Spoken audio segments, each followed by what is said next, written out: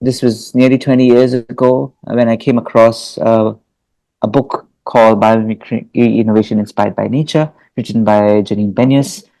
It allowed me to see how I can connect the two worlds, how nature has so many design solutions, design ideas that we could learn from and then apply them to design. We see this incredible world. How can we bring it to design, and how can we inspire better solutions that are out there? And through that bigger piece, how to also kind of sort of connect with the non-biologists. So that is a Yes, part yes. that inspires me. Um, so if you look at bioSEA's tagline, it is also shaping built environments to function like rainforests. And I underline the word function because it's more than looking at something, but actually understanding and making sure that it actually works and functions like the nature model that we ought it to be. You have a biomimicry design toolkit as well now. So how you are developing some facade scale, we would like to know more about that. Biomimicry, while it's well known, it is something we've figured is still a challenging topic to apply in the industry, simply because it's Yes, so multidisciplinary and it's sort of right. cutting edge, cross cutting, while it's cutting edge. So anything new will have to be tested, before it goes out into the industry, if it's applied to a real building. So that is a big challenge, whether there is the right infrastructure, the right tools, the right ecosystem to actually build what you're proposing.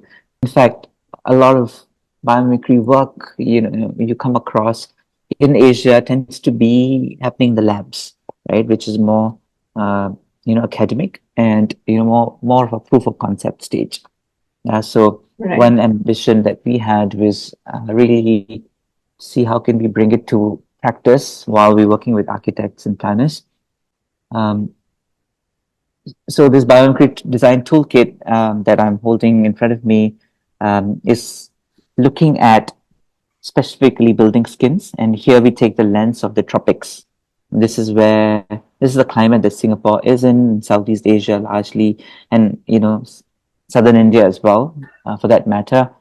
Um, Hot and humid climate, and we wanted to understand in this climate, which is conducive for us humans to live in. Or if only we could ventilate it better, if we could work with the elements of nature, how could we then design better, right? So the toolkit is actually a collection of design ideas, a collection of different projects that people have done in the region that we have curated, and we have then added different frameworks.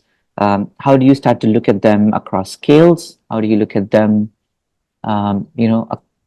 through the lens of commercialization, whether it's in the research stage, whether it's already tested, whether it's scaled up, and then we've also um, imagined. I think that visioning process is quite important, because what we didn't want to do is have biomimicry sort of sit in a silo, because we have too many silos already. And Yeah, while there are different bios, right? There is biophilia, biomimicry, right. bioutilization, biomorphism, plus plus.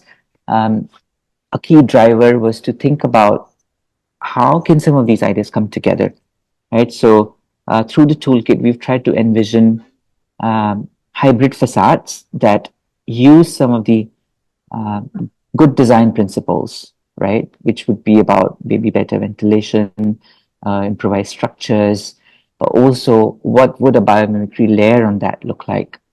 Yeah. So we've been, as an example, inspired by the elephant skin, and the elephants are special because they live in a hot and humid climate like us most of the times. You can picture an elephant walking through a savanna, right? Yeah. In heat, and of course, this animal is huge, right? So it produces a lot of body heat as it metabolizes. To cool itself, it has adopted several features, right? Such as a wrinkled skin, um, and we were inspired by that. So me and my team of collaborators, both Singapore and worldwide, we studied the elephant skin patterns, and we have applied that to the design facade. So we've created these patterns, Oh, which is essentially mimicking the elephant skin, but blown up several times. Right. Yeah, so if you look at it in the cross section, it's not flat, but actually has these uh, grooves and or valleys and troughs, if you will, and these create um, more surface area and allow for cool spots to be created in your facade, which thereby allows better heat dissipation and better thermal performance. So we are excited about products and ideas like these, which can Hmm. be applied to existing facades, and it starts a conversation, right? To say, Right. oh, we didn't know elephants could do that. So you know, Right. um, there is that idea about talking to the architect and bringing it to a product stage and applying it to buildings, which we are pursuing actively. And the other thing is about kind of zooming out and intervening at the design stage, right? Which we do as well, to say, okay, elephant skin facades are one type of idea, but there are several others that we've thought about as well, which are encapsulated in the toolkit and plus plus. So, how about we work together in a design charrette, a workshop, and kind of ideate these principles, make them place based.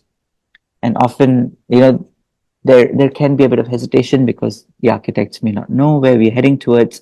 But I think Right. these charrettes often help um, kind of open up, strike a conversation, and then see, where can we go to. Yeah. So we've had some of these interventions, and yeah, some of these ideas are hopefully going into the real life soon. we are we are not just sort of developing the research idea, but also prototyping it, scaling it up. We've developed different prototypes. A So you pipeline would have is done a lot of sampling and prototypes and doing a lot exactly, of testing exactly, and doing like real life testing on Mhm. some building in the tropics Exactly. and So we've been doing that, and we've developed three different materials. So I was holding clay before. This is yeah. actually in collaboration with a local partner called Clay, and they have been using so-called waste, construction waste, which is Okay. often, you know, mixed with rubble and kind of downgraded. So that clay is Oh, taken, mixed with food waste, and therefore we're trying to make this as sustainable as possible. It's nice. not even baked, so we're trying to reduce the carbon footprint. We've coated it with different materials, um, which give it the glaze and durability. Then the other one is, of course, a traditional cement, and we've developed it in Oh, different patterns, okay. forms, and so you can already see the difference in form, right? The clay Right. one is a simpler structure, and as you change the bump sizes, I refer to all of these as bumps. So as you change the bump size, proportions, shape, the performance increases, and the cooling performance is greater. So we've been playing around with those ideas, um, and also looked at mycelium. Right. So here, for example, is a mycelium Oh, tile. So this is super light, as it's also yeah. made with waste products, and there's paper waste as well. So here is a whole That's nice. plethora of things that we are approaching, I understand. and I think some of those are up already, and we are very happy with the data that has come up. Um, so I would suggest, be a lookout on some of these innovative ideas, um, and also think about materials, which all of us do these days, right? How do you go circular? And so, I was talking about cement, clay, and mycelium, and these are great examples for circular products because these are essentially using waste materials, and they can decompose as well. A bit about the performance of this particular cladding. Can you run us through some numbers as to, what is the difference in temperature that you get? Because I currently, I'm in New Delhi and we touched almost 50 degrees Celsius Mhm. this summer. That's So right. everybody's been boiling here. So talking about sustainable facade solutions, obviously air conditioning is not the solution. And it would just kind of, we just throw some light on, say, developing this prototype and how much of a difference could this make in terms of a temperature difference and what are you able to achieve right now in your research and what kind of numbers? Yeah, I think the temperature change is the ultimate goal, right? Yeah. And of course, it's a product of many different configurations, right? How your building is designed, and what is the indoor temperature. But I think certainly, um, no tiles, no facade tiles versus a facade tile. We with simple configurations to more complex configurations, we see heat reduction anywhere from about 25% to about 50 plus percent. Oh, that's huge. Yeah, so that was very exciting, and it also changes with materials. You know, clay, for example, is a great material that we could work with because it has these moisture absorbing properties, as we all know. Right. Um, Cement, not so much. It's sort of Not so somewhere much. Yeah. in Still between. cement. Yeah. Yeah, and mycelium also has great performance. So we are looking at Okay. anything from 20 to 50%, depending on the patterns and we're working with. And this is in a tropical climate, but equally in a desert climate, we see actually even more gains. We are trying to Okay. quantify what that means to temperature. So that is, a bit more complicated because we need to kind of put up a life-size wall such that it has all the right controls, and Yeah. Yeah. we make sure there's no air conditioning, and we run it wrong enough. So I don't have that temperature number yet, but Yeah, definitely it's fine. Whatever we, you we see said the we see the gives us a percentage very gains. fair idea of, that how effective it is and how we can develop such amazing sustainable solutions for facades because I think buildings are like an energy they're big energy guzzlers. They're Mhm. contributing to global warming, climate change, and climate change is it's just here. It's knocking at our doors. It's not far away. So anyone who is developing such solutions is obviously thinking about the future, and I'm glad someone is doing it. And you would be facing a lot of challenges to bring Mhm. this all together. Would you like to talk a bit about that? There is um, superficial understanding about how nature runs and um, how it functions, and so there is sometimes a very literal interpretation of biomimicry, and Yes, I think it's the lowest hanging fruit. um, so for example, easiest to do probably. Yeah. yeah, this for example, we could think about butterfly wings, right? And we all Yes. know, butterflies have structural colors, and it's the colors are in the how the scales have been assembled, right? So based on that microstructure, depending on how the light falls, you different colors emerge. Um, but sometimes if you want to study that, develop products and all that, that's kind of a long road, a product-driven approach to biomimicry, and it will be about Yeah. colors, right? A simplistic view would be, I want to just do biomorphism and think,